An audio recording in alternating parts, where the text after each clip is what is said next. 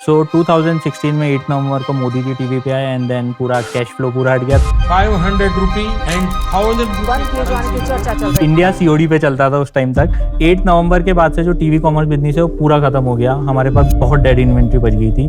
आज आपके पास कितने प्रोडक्ट्स हैं? Home decor, festive and gifting में मिला के हमारे पास 10,000 प्लस SKUs हैं। और एक मैं पूछ सकता हूँ कितना बिजनेस करते हो? हमारा सेलिंग प्राइस GMV जो है वो अप टू 55 CR है एज ऑन टुडे। कोई इंस्टेंस या फिर जब आपको वर्किंग कैपिटल चैलेंज आए होंगे और आपने उसको कैसे ओवरकम किया? उस टाइम पे क्या होता था ना, most of the companies were working on stock. हम लोगों ने कॉन्सेप्ट इंप्लीमेंट किया जिट का। तो ऐसा होता था कि स्टॉक होता नहीं था, हम बेच देते थे और उसके बाद प्रोडक्ट बनाते थे।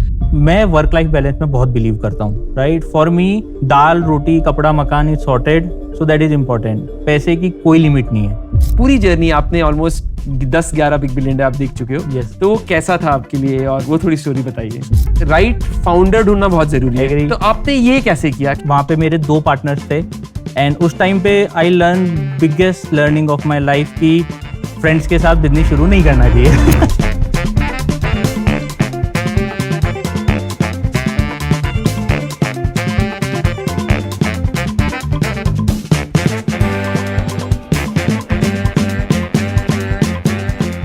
हाय everyone, welcome to a brand new episode of one in a billion, जहां हम मिलवाते हैं आपको उन एंटरप्रेन्योर से जो सिर्फ सपने नहीं देखते बल्कि हर दिन की मेहनत से उन्हें हकीकत बनाते हैं। मैं हूं कपिल थिरानी और आज हम मिल रहे हैं एक ऐसे एंटरप्रेन्योर से जिन्होंने सिर्फ अपने रूट से कनेक्शन नहीं बनाया बल्कि उन्हीं रूट्स को अपना विजन, अपना बिजनेस और अपनी पहचान बनाई और क्रिएट किया ई क्राफ्ट इंडिया, एक होम ग्रोन ब्रांड जिसने इंडियन क्राफ्टमैनशिप को मॉडर्न इंडियन होम्स तक पहुंचाया। आज के एपिसोड में हम जानेंगे कैसे राहुल जैन ने ट्रेडिशनल आर्टिसंस के काम को डिजिटल दुनिया के साथ जोड़ा और कैसे बनाई एक ऐसी कंपनी जो फेस्टिवल्स, इमोशंस और इंडियन आइडेंटिटी को सेलिब्रेट करती है। तो चलिए शुरू करते हैं ये कहानी जो रूटेड भी है और रेलेवेंट भी। Let's dive in. तो Rahul, welcome to one in a billion. Thank you. कैसा लग रहा है आपको? Feeling good. ग्रेट। तो आपने ई क्राफ्ट इंडिया से पहले क्या किया? आपकी जर्नी कैसी थी? कहाँ से हो आप? एक बार ये बताइए आप सबको। Okay, so I was born in a typical Marwadi Jain family, and I did my schooling from Jaipur. And I was always interested in computers. So computers में interest था तो IIT में पढ़ने की इच्छा थी. So engineering करना था because most of my family members are engineers. Okay. सबका ये होता है US जाके ड्रीम करना है, बाहर जाके जॉब करनी है. So जॉइंट फैमिली में पैदा हुआ था. धीरे धीरे फैमिली छोटी होती गई and only me, parents and my sister. उसकी भी शादी होके वो बाहर चली गई. तो माइंडसेट वही था कि पढ़ना है, इंजीनियरिंग करनी है, जॉब करनी है और आउट ऑफ इंडिया जाना है, सिंपल. सो IIT की तैयारी की, IIT के एग्जाम्स दिए, बहुत मेहनत की, but I was very good in maths and little good in physics, but chemistry बहुत खराब था. सो बट एक वो गलती हुई कि केमिस्ट्री में मेरा कुछ मार्क्स से IIT रह गया. So that was a big setback in my life and I was very clear कि मेरे को कंप्यूटर इंजीनियरिंग ही करनी है. So I did my then computer engineering from Pune. College के टाइम पे एंटरप्रेन्योरशिप जर्नी शुरू हो गई थी एंड मैं कुछ वर्कशॉप्स किया करता था, हैकिंग की एंड वेबसाइट डेवलपमेंट की for other college students and all. So I was enjoying that entrepreneurship journey and that I got placed in big MNC as a software engineer. So life was sorted कि हाँ ठीक है, job लग गया है. And after engineering I went to Mumbai, enjoying life, enjoying weekends, salary आ रही थी, सब कुछ चल रहा था, बट एंटरप्रेन्योरशिप कीड़ा था. सो एट दैट टाइम सारे फ्रेंड्स वगैरह सैटरडे संडे टाइम पास करते थे, छुट्टी होती थी. So we used to go for we were bachelors, were living with friends in a flat. So weekends वगैरह पे we used to live in Malad west. So Inorbit Mall वगैरह चले जाते थे शॉपिंग, ग्रोसरी एंड ऑल करने के लिए. सो at that time India में एंटरप्रेन्योरशिप का कीड़ा चालू ही हुआ था उस टाइम पे. ये कब की बात है? ये 2011 की बात है. सो एट उस टाइम पे एंटरप्रेन्योर्स इंडिया में जर्नी शुरू हुई थी. स्टार्टअप्स को फंडिंग की न्यूज आती थी. There were organisation like TiE and all, उसके हम इवेंट्स ज्वाइन करते थे to get inspiration from the entrepreneurs. सो हमने भी खुद के 1-2 कंपनी शुरू किए कि चलो फ्रेंड्स के साथ मिलके चलो कुछ करते हैं. बट क्या करते थे आप उस टाइम पे So, अपने friends हम- के साथ? सो अभी फॉर एग्जांपल आप लोग जॉब में अप्लाई कोई भी करता है तो क्विज होता है, हाँ. Right. So there are lot of companies जो अभी ये चीज कर रही है, बट उस टाइम पे इतना कॉमन नहीं था. नॉर्मली इंटरव्यू के टाइम पे क्वेश्चन आंसर्स होते थे. हाँ. सो प्री राउंड के जो क्विजेस वगैरह होते हैं उससे रिलेटेड स्टार्टअप्स भी डेड. हाँ. प्लस ग्रुप एजुकेशन डिस्काउंट्स के हम लोगों ने कॉन्सेप्ट लाए थे कि अगर let's say 10 students are applying for in a single coaching centre तो उनको ग्रुप डिस्काउंट मिले तो आप बेसिकली। एजुकेशन के अराउंड ही कुछ करने की कोशिश कर रहे थे। Yes, Okay. और रिलेटेड टू कंप्यूटर, जहाँ पे Related- कंप्यूटर या वेबसाइट का इन्वॉल्वमेंट हो। तो आप अपने टेक को बहुत ज्यादा यूज करना चाहते थे, जो भी आप करें उसमें। सो मेरी जिंदगी मेरी फैमिली में वही है कि इसकी जिंदगी में इसकी प्रायोरिटी मोबाइल, लैपटॉप और ब्लूटूथ ही है। सो इसलिए everything I wanted to build was around my laptop, कि लैपटॉप से क्या बन सकता है, क्योंकि उसके अलावा मुझे कुछ आता नहीं था। तो ये सब चीजें हम लोग ट्राई कर रहे थे and all, we took some interns as well from our college and all, but somehow things didn't work out. And उस टाइम पे I learn biggest learning of my life की फ्रेंड्स के साथ बिजनेस शुरू नहीं करना चाहिए। इस पे आप और बताइए थोड़ा, ये मेरे को काफी इंटरेस्टिंग लग रहा है। So see, when you are roommates or you start your business with one of your best friend, right? Obviously, जब आपकी पर्सनल लाइफ की दोस्ती यारी अलग होती है और जब आप बिजनेस करते हो तो आपका माइंडसेट और सामने वाले का माइंडसेट बहुत अलग होता है।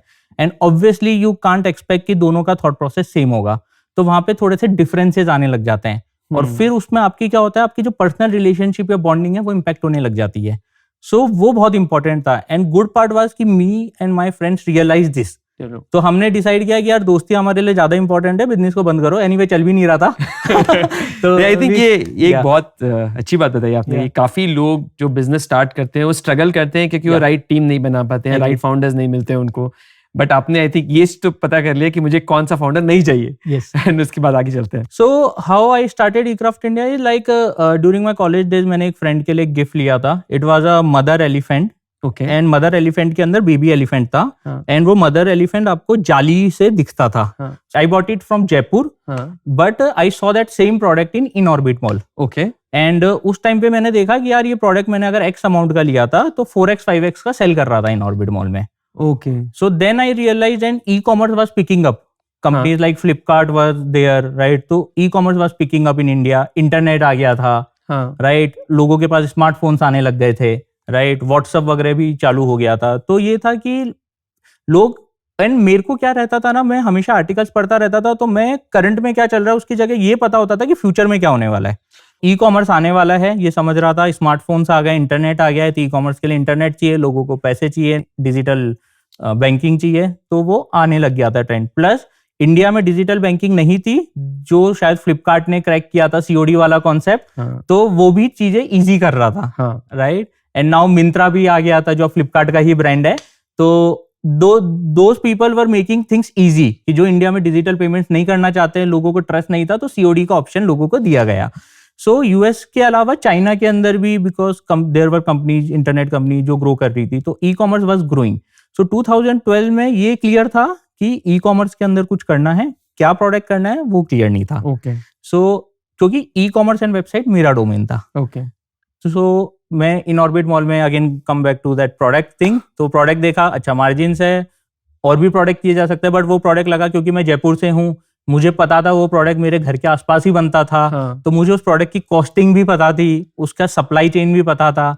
सो आई थॉट कि मैं अपनी वेबसाइट बनाता हूँ और उस वेबसाइट पे ये प्रोडक्ट को हम सेल करने का ट्राई करेंगे। ओके। तो जितना मैं बात कर रहा हूँ, मुझे ये लग रहा है कि आप बहुत बिजनेस कॉन्शियस थे हमेशा, क्योंकि जो लोग पढ़ाई करते हैं, जो इंडिया में इंजीनियरिंग करते हैं और आईआईटी जैसी टफ डिग्री जो लोग कोशिश करते हैं, वहां पे सब सिर्फ पढ़ाई करते रहते हैं। आई थिंक आप उसी टाइम पे साथ में ये भी ध्यान रखते थे कौन से प्रोडक्ट्स मेरे घर के पास बनते हैं, उसका सप्लाई चेन क्या है, उसकी इकोनॉमिक्स क्या है। आई थिंक ये आप में एक स्किल था जिसको आपने यूज किया, आपने पता किया कि ये प्रोडक्ट्स मैं कैसे सोर्स कर सकता हूँ एक्सेट्रा। तो हैंडीक्राफ्ट्स पे आपने नैरो डाउन किया, या फिर शो पीसेस पे? आप शो पीस आप ज्यादा बेटर वर्ड कहेंगे हम उसको उस टाइम के लिए। तो मैंने प्रोडक्ट नैरो डाउन किए, देन अगेन वहां पे मेरे 2 पार्टनर्स थे। So one was my relative in Jaipur and one was my teacher in Pune, okay, because she taught me web development and all.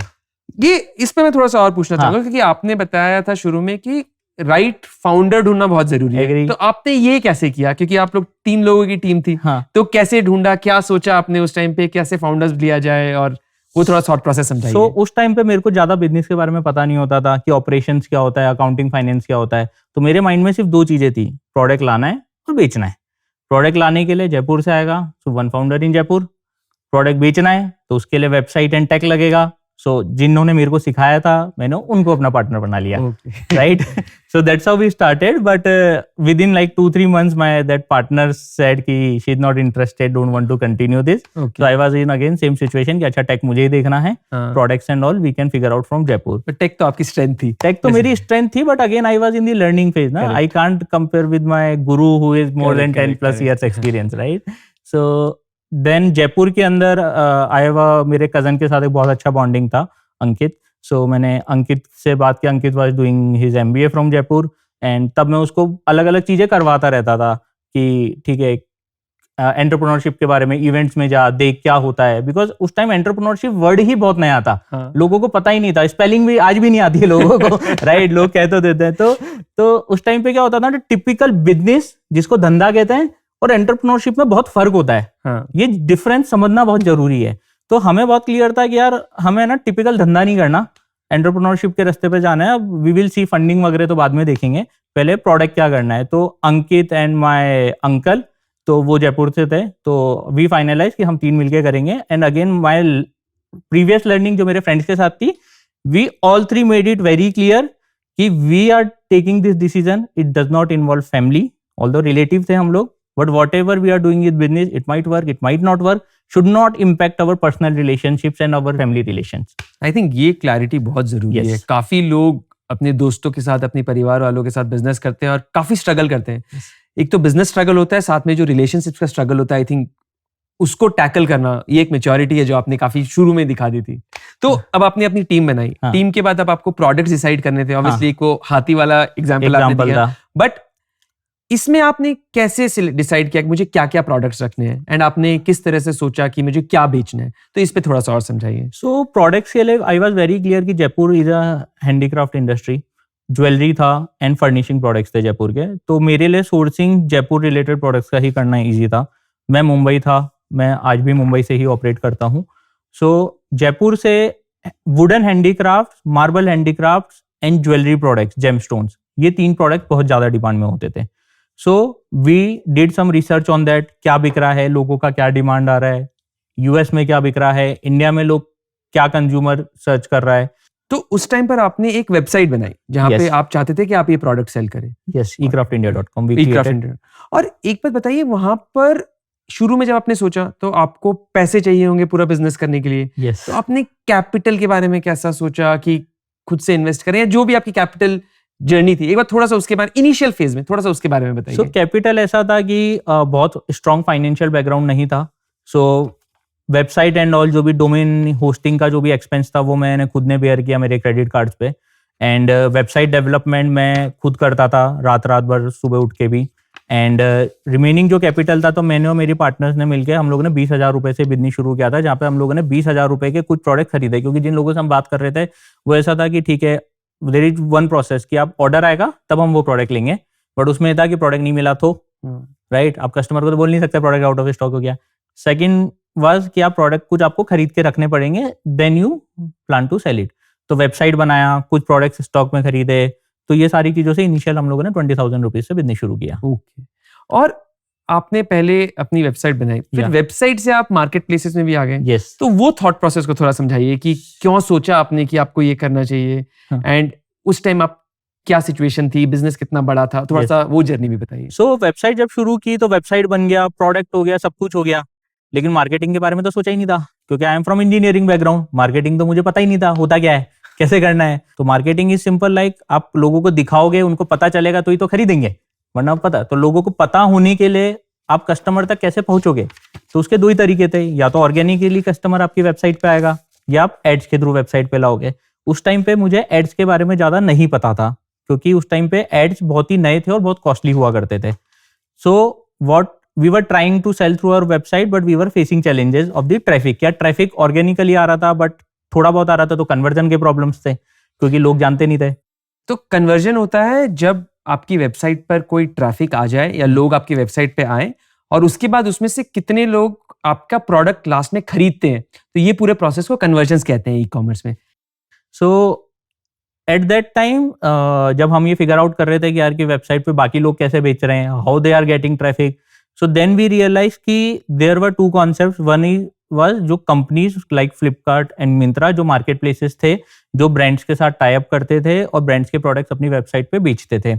Second was the brands who जो हमारे तरह के brands थे जो अपने प्रोडक्ट बेचना चाहते हैं, एक नई कैटेगरी डेवलप करना चाहते हैं. तो हमारे जो प्रोडक्ट्स है वो होम डेकोर कैटेगरी में आते थे. और होम डेकोर है ना, इंडिया में उस टाइम इतना बड़ा मार्केट था ही नहीं. क्योंकि लोग क्या करते थे, पहले खुद के घर पे कुछ गिफ्ट आया वो उठा के किसी और को पास ऑन कर दिया, वही सब चलता था. घर सजाने के लिए कुछ बेसिक आइटम है, वही 10 साल से 15 साल से वो एक ही आइटम घर में रखा हुआ है.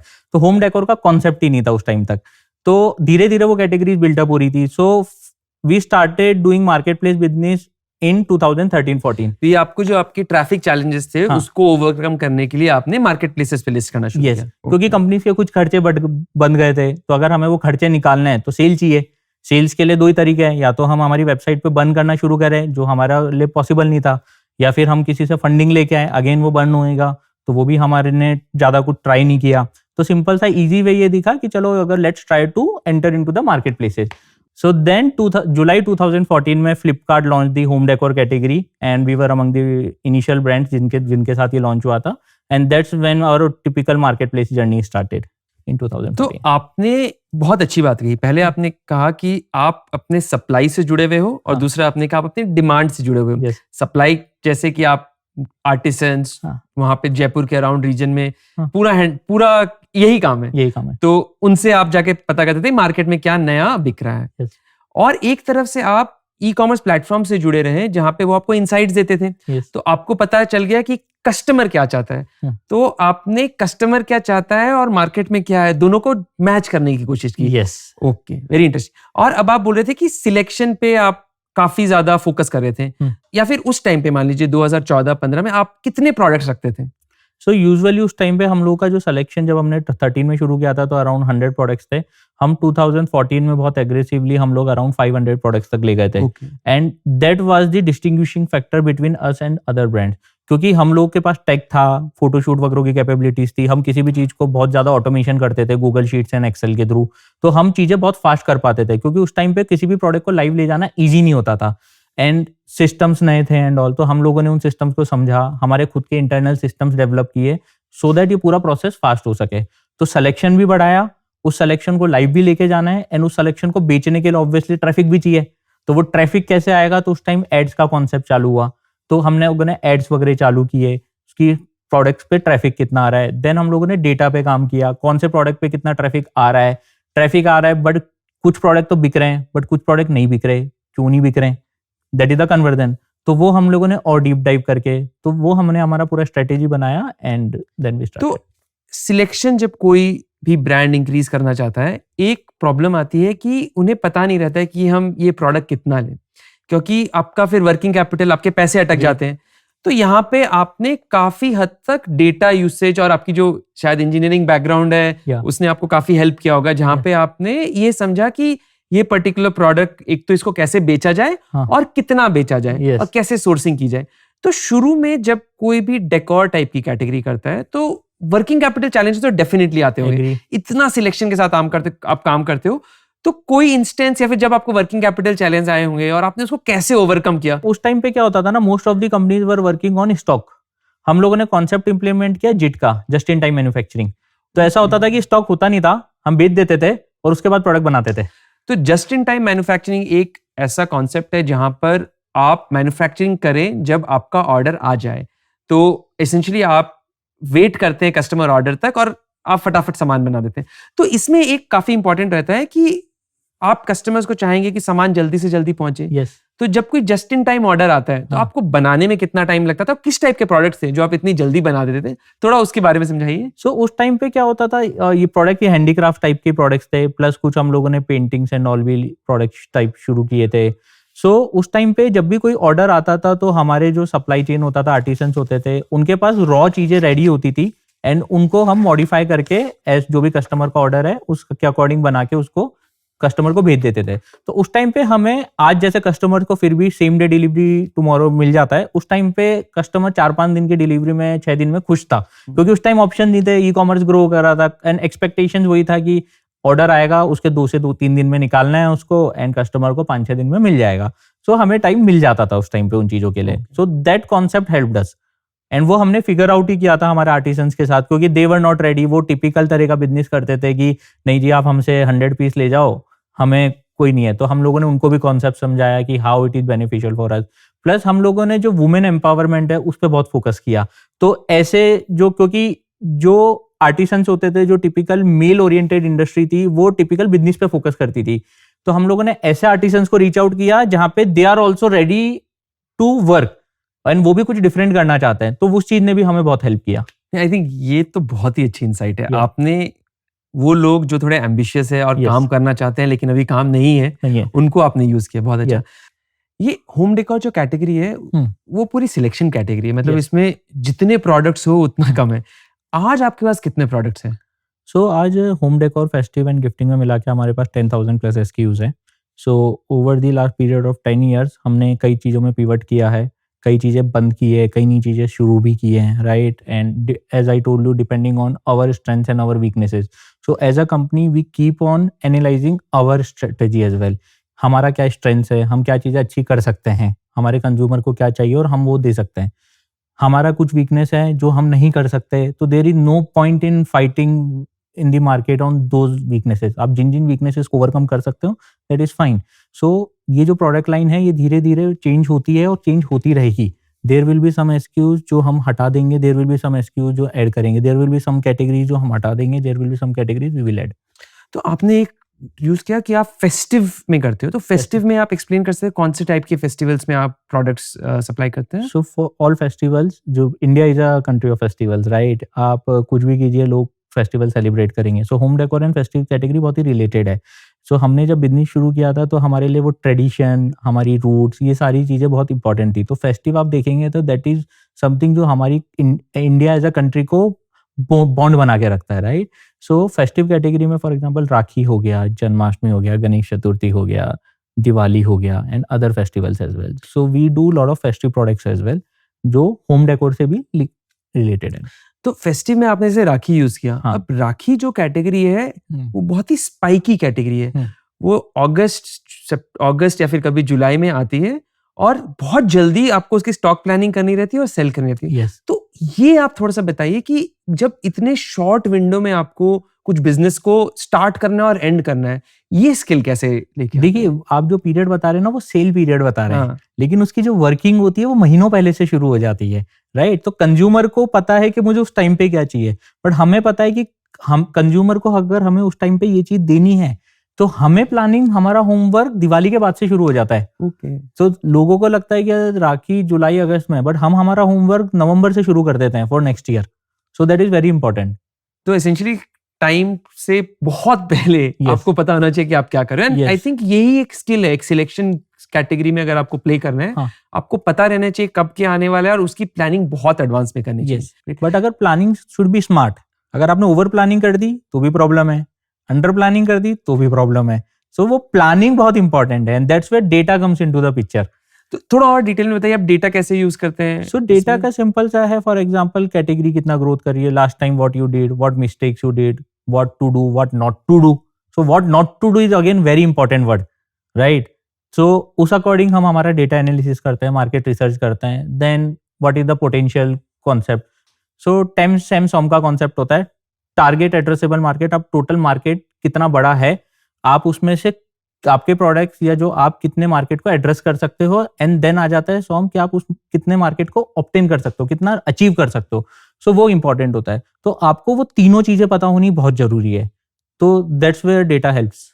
तो अब आपके थोड़े से प्रोडक्ट्स में और समझते हैं, जैसे आपने फेस्टिव बताया, बट आई थिंक डेकोर आपका एक मेन है जो राउंड द ईयर चलता है. तो कुछ प्रोडक्ट्स आपके मेरे पास है, जस्ट देखते हैं इसको क्या है. तो ये एक बुद्धा है जो देखने में बहुत ही सुंदर है और जैसे मैं देख रहा हूँ इसमें थोड़े बीड्स भी है, but I think let's hear from the horses mouth. आप खुद बताइए मुझे कि ये क्या प्रोडक्ट है एंड इसमें आप क्या क्या सोचते हैं एटसेट्रा. सो ये मेडिटेटिंग बुद्धा है. ओके, ये रेजिन से बना हुआ है. रेजिन मतलब? रेजिन एक वाइट पाउडर मटेरियल होता है, उससे बनता है बेसिकली. तो ये जो प्रोडक्ट है ये रेजिन से बना हुआ है, ये हमारे जयपुर के अंदर बनता है. और ये प्रोडक्ट का सिंपल सा है, people want peace in their life in today's world, right. So Buddha कोई भी स्पेसिफिक रिलीजन से कोई कनेक्ट नहीं करता है. Everyone is fine having Buddha in their home. So ये जो प्रोडक्ट है ये हम बनाते हैं, this is one of the top sellers in the market and पूरा हैंड वर्क होता है, पूरा there is a 5 to 6 step process जो उससे बनता है, मल्टीपल हैंड्स इन्वॉल्व होते हैं। सो वो यूज करके हम बनाते हैं, प्लस आप ये जो भी शाइनिंग देख रखे हैं ये सारा हैंड से आपको चिपकाया जाता है पूरा। ओके, और ये प्रोडक्ट आप कितने में सेल करते हैं? ये प्रोडक्ट हम सेल करते हैं 299 से 349 रुपीज में। ये तो बहुत ही Inclusive अट्रैक्टिव delivery है, yeah. वो तो बहुत अट्रैक्टिव प्राइस है, आई Yeah. Think quality, colour usage, specially the use of orange and all, तो आई एम प्रीटी श्योर आप इस पे इनोवेट करते रहते हो। Yes, we keep Okay. on trying different concepts using the same product as तो well. ये है रेजन। ये अब है एक resin. और प्रोडक्ट है मेरे पास Yeah. जो मुझे तो ब्रास लग रहा है। Yes, अब आप that और is brass बताइए। only. आप बताइए, ये बहुत हैवी है। हाँ. तो ये आजकल ट्रेंड है, आई थिंक हाँ. गणेश जी को अलग अलग अवतार देना, Yes. और ये एक ट्रेंड है, तो Yes. ये ट्रेंड पे थोड़ा सा समझाइए और ये प्रोडक्ट के बारे में समझाइए। So ये प्रोडक्ट ब्रास का बना हुआ है, ठीक है। ये प्रोडक्ट में अगर आप देखेंगे तो एंटिक फिनिश हो रखा है, ये ब्लैक कलर है, ये भी ब्रास है, ये भी ब्रास है, पर दोनों का कलर अलग है। तो इसमें गणेश जी बुक पढ़ते हुए बैठे हैं, ठीक है। And it's like we call them it a rocking chair. Okay, okay, so लोग इसको अपनी टेबल डेस्क में, ऑफिस डेस्क पे रखना प्रीफर करते हैं, specially people who love reading books, right. So ये आई थिंक इसकी भी क्वालिटी बहुत अच्छी है। इसका प्राइस क्या है? इसका सेलिंग प्राइस जाता है अराउंड 2000 से 2200। ओके, तो जस्ट ये ब्रास है, उसी ये ब्रास है, लिए बहुत costly है। हैवी मटेरियल है, महंगा प्रोडक्ट है। Brass as a material is again it's costly. Okay, Yeah. और एक मैं पूछ सकता हूँ, आज आपका स्केल कितना बड़ा है? आज आप कितना बिजनेस करते हो? और so as a business like हमारा सेलिंग प्राइस GMV जो है वो अप टू 55 CR है एज ऑन टुडे। और ये आपने ऑब्वियसली बहुत ग्रोथ देखी होगी, यस और ग्रोथ के साथ साथ आई थिंक आपको चैलेंजेस भी आए होंगे। यस। तो पिछले 10 साल की जर्नी में आप हाँ. कोई मोमेंट बता सकते हो जब जो बहुत ही चैलेंजिंग रहा आपके लिए, और कैसे ओवरकम किया, क्या थे चैलेंजेस? Okay, थोड़ा so बताइए। 2-3 challenges. So one was in 2014-15 e-commerce was growing. उस टाइम पे ना टीवी कॉमर्स भी बहुत ग्रो होता था, जहाँ पे लोग टीवी पे देख के ऑर्डर करते थे। तो वहाँ पे शोज होते थे हमारे टीवी पे, और हम लोग वो अच्छा कर रहे थे। सो 2016 में 8 नवंबर को मोदी जी टीवी पे आए, एंड देन पूरा कैश फ्लो पूरा हट गया। तो इंडिया COD पे चलता था उस टाइम तक, डिजिटल इकोनॉमी इतनी ज़्यादा नहीं थी। सो 8 नवंबर के बाद से जो टीवी कॉमर्स बिजनेस है वो पूरा खत्म हो गया, हमारे पास बहुत डेड इन्वेंट्री बच गई थी। सो वो रिकवर करने में हमें 2 से 3 साल लग गए। सो 2017-18 हमें वो रिकवरी करने में ही चला गया, क्योंकि जो डेड स्टॉक था उसको निकालना बहुत डिफिकल्ट था, एंड वो स्टॉक बहुत ज़्यादा हुआ करता था, क्योंकि COD ऑर्डर्स बिल्कुल बंद हो गए थे। लोगों के पास घर के लिए कैश नहीं होता था, शॉपिंग के लिए कहाँ से होगा। So that was the one challenge which we overcome. And second challenge was in during Covid time. हम इस प्रॉब्लम से निकले 2020 में, कोविड आ गया। अगेन कोविड के टाइम पे people were only buying essentials, so वो एक चैलेंज था। सो 2-3 मंथ्स कोई भी सेल हम नहीं कर पा रहे थे, but we gave salary to our employees and all. So हम लोगों ने किसी को निकाला नहीं, हम लोगों ने हमारे आर्टिसंस को भी सपोर्ट किया। एंड पोस्ट कोविड जैसे ही जुलाई 2020 में मार्केट थोड़ा ओपन होना शुरू हुआ, then it was a boom for e-commerce, because लोगों ने के लिए ई-कॉमर्स मतलब घर बैठे बैठे डिलीवरीज की प्रायोरिटी बढ़ गई। So covid was a challenge as well initially, but later on it became an opportunity. Yeah. I think covid के बाद जो इंटरनेट कॉमर्स का इंक्रीज हुआ इंडिया में, Yes. That is remarkable. Yes. और एक चीज आप किसी भी फ्लिपकार्ट से पर्सन से पूछोगे जो 2014 में फ्लिपकार्ट में था, Yes. आई थिंक मैं भी था उस टाइम पे, Yes. Was the first big billion day. Yes. उसकी कुछ यादें या फिर क्या हुआ था उस दिन? और इंडीड बिग बिलियन डे की पूरी जर्नी आपने ऑलमोस्ट 10-11 बिग बिलियन डे आप देख चुके हो, Yes. तो वो कैसा था आपके लिए, और वो थोड़ी स्टोरी बताइए। So when first Big Billion Day was there in October 2014, right? वो पहला इंडिया का एक इवेंट था जिसमें ऐसा पूरा मार्केटिंग किया गया था कि ये इंडिया का शॉपिंग इवेंट है। उससे पहले हर कंपनीज अपने EORS निकालती थी या छोटे छोटे इवेंट्स होती थी। सो वो जो ट्रेंड है जो फ्लिपकार्ट ने शुरू किया था उस टाइम पे, वो उस टाइम पे I was in US, and मुझे नहीं पता था कि मैं कितना बड़ा इवेंट होने वाला है।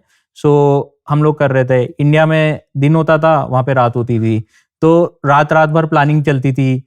वहाँ पे दिन के टाइम पे भी मैं यहाँ की टीम से बात कर रहा हूँ, जो अकाउंट मैनेजर्स वगैरह थे, मेरी टीम थी, क्योंकि और ट्रैफिक बहुत बढ़ने वाला था। ट्रैफिक एटलीस्ट 7-8-10x होने वाला था। उसके अकॉर्डिंग आपका सेल्स भी है जो एटलीस्ट 5x-6x हुआ लोगों का, तो वो एक था। प्लस उतना ऑपरेशन उतना स्ट्रांग नहीं था, तो वो सारी चीजें टीम ने 24 आवर्स तक काम किया है। देयर वर एक्सटेंडेड सपोर्ट जो आसपास फ्रेंड्स या उन लोगों से लेना पड़ा, या फैमिली से जिन लोगों ने पैकेजिंग वगैरह में हेल्प किया उस टाइम पे, क्योंकि ऑर्डर्स तो आ गए थे, बट ऑर्डर्स को फुलफिल करना एक बहुत बड़ा चैलेंज था। तो क्योंकि आपको लोग with in timelines order dispatch करने थे। So first big billion day is still in my memories. So and that was a great event, and I believe that was the starting point of festive celebration in India कि दिवाली के time पे पूरा एक महीना सिर्फ shopping के mode में लेते रहो. किसी को इलेक्ट्रॉनिक्स खरीदना है, फोन खरीदना है, कपड़े खरीदना है, सब कुछ होता है. Everyone waits for that big billion day. और आप वहां से अब आज का बिग बिलियन डे देखते हो तो हाँ. वो आपको कैसा लगता है आपकी खुद की प्लानिंग में और आपकी खुद की जर्नी में? तो डेफिनेटली बिग बिलियन डे पहले से बहुत ज्यादा मैच्योर हो गया है in terms of tech as well, in terms of processes as well. पहले हम जब वेयर हाउसेज स्टॉक बेचते थे, वेयर हाउसेज में जगह ही नहीं मिलती थी. अब एटलीस्ट ये है कि वेयर हाउसेज में जगह भी मिल जाती है और हमें पता है कि जब हमें प्रोडक्ट बेचना ही है तो instead of having lot of pressure on our operations, हम वो प्रोडक्ट्स को बना के पहले से वेयर हाउसेज भेजना ज्यादा प्रीफर करता है, सो दैट अगर कुछ भी ऑर्डर्स में स्पाइक आए तो उसका इम्पैक्ट हमारे ऑपरेशंस पे ना आए. We always consider our facility as the backup facility, so that अगर जो भी कस्टमर को बिकता है, जो भी डेटा हमारे पास है, वो सारे प्रोडक्ट कस्टमर के लिए ऑलरेडी वेयर हाउसेज में होनी चाहिए. आपने काफी प्रोसेस की बात की, हाँ. Insights, Yes. Competition, data analytics, but मैं थोड़ा राहुल जैन के बारे में जानना Okay. चाहूंगा. तो Rahul Jain, how has he matured over years? आपके हिसाब से पहले आप क्या करते थे और आज क्या अलग है? थोड़े अपने बारे में बताइए, अपनी पर्सनालिटी के बारे में. So about me, see, I am always in learning mode. Even today, I am doing some courses and all learning जो मेरे को नहीं आता, right? So whenever I will be 70, 75, मैं काम ही करता रहूंगा और सीखता रहूंगा. So that is very clear. So अभी तक जो चीजें मेरे को पता थी, मैंने उनको लेके चीजें शुरू की. जो चीजें मुझे नहीं पता थी, जैसे मुझे ऑपरेशंस नहीं पता था, मुझे अकाउंटिंग एंड फाइनेंस में डिफरेंस नहीं पता था. आज भी लोगों को लगता है कि accounting and finance are same thing. They both are different things. Sales marketing लगता था सेम है. They both are different things. So as an entrepreneur, when you grow up, आपको सारी चीजें करनी होती है, right? And that is the main difference between a typical businessman and entrepreneur. कि आपको सब कुछ चलाना है, आपको खुद का घर नहीं चलाना, आपको आपकी पूरी टीम का घर चलाना है, right? कुछ भी प्रॉब्लम हुआ तो people will find jobs somewhere else. But आपको सबको साथ लेके चलना है. कुछ भी प्रॉब्लम्स आएगी, सबको साथ लेके चलना है. So for me, I feel very responsible कि मेरे को ये चीज करनी है. If someone is taking rest वगैरह, ठीक है, मेरे को जितना रेस्ट का टाइम मिला किया, but I have to keep learning. कुछ ना कुछ नया करते रहना है जो नहीं आता है, because scaling up is a very difficult thing. I think it's very inspirational जो Yeah. आपने बताया कि किस तरह से आप पूरी टीम को साथ लेके चलते हो और हर बार ये सोचते रहते हो कि मैं कैसे कुछ नया सीखूं. यस, ये एक बहुत बड़ी सीख है हम लोगों के लिए भी. अब थोड़ा सा फन साइड में चलते हैं. मैं Yes. आपसे कुछ सवाल पूछूंगा, श्योर. आप मुझे उन सवाल के आंसर्स बताइएगा जितनी जल्दी आप बता सकें. ओके. आपका सबसे फेवरेट फेस्टिवल? राखी. बिजनेस एंगल छोड़िए और बाकी बताइए. दिवाली. ओके. एक प्रोडक्ट जिससे आपने उम्मीद नहीं की थी पर वो स्टार परफॉर्मर निकला? Some tea light holders. Okay, Yeah. Interesting. एक फाउंडर जिनके जैसा आप स्केल और स्टाइल भी चाहते हैं? Steve Jobs. Very interesting. और अगर आपको अपनी जर्नी का कोई पार्ट अंडू करके उसे वापस करना हो तो वो क्या होगा? To be very frank, I won't do it, because अगर वो पार्ट से मैंने कुछ सीखा ही है और वो शायद नहीं होता तो मैं वो सीखता नहीं. So I won't like to do anything undue. तो एक बार अपने विजन के बारे में बताइए कि Yeah. किस तरह से आप चाहते हैं कि आपके फिनेंसेस हो, क्या आप फंडिंग लेना चाहते हैं या फिर आप किस तरह से अपने फिनेंसेस और अपने बैलेंस शीट के बारे में सोचते हैं? सो सी, फाइनेंस के लिए ऐसा है, company is EBITDA positive and company should stay EBITDA positive. We don't believe कि यार पैसा लो, उसको जलाओ और फिर आप प्रॉफिटेबिलिटी के अंदर आओ, बिकॉज आपका मेंटल प्रेशर बहुत आ जाता है. एंड मैं वर्क लाइफ बैलेंस में बहुत बिलीव करता हूँ, right? For me, dal roti kapda makaan is sorted, so that is important. पैसे की कोई लिमिट नहीं है. सो विजन पॉइंट ऑफ व्यू से एक प्रोडक्ट लाइन मेरे को अच्छी लगती है, that's why I am doing this business. लोगों को एम्प्लॉयमेंट मिल रहा है, like we directly indirectly employ more than 800 people today. So लोगों को एम्प्लॉयमेंट मिल रहा है, 80% ऑफ देम आर वुमेन, तो वो हमें एक मोटिवेशन देता है. प्लस हम लोगों को ट्रेनिंग दे रहे हैं and all. So there is a cause जो हो रहा है, तो I am happy with that. Obviously company को ग्रो करना है, फाइनेंशियल प्रॉफिटेबिलिटी और बढ़ानी है and all, but there are challenges. And बहुत सारे लोग ये एपिसोड देखेंगे और Yeah. कोई एक मैसेज या कोई एक सीख जो yes. Online selling, online brand बनना चाहे, कुछ देना चाहेंगे आप? So simple, whatever is your passion, whatever you love, right? Even if you are doing job, just try doing it. Don't make excuses कि यार मेरे पास टाइम नहीं है, मेरे लिए फैमिली प्रायोरिटी है तो जॉब करना जरूरी है.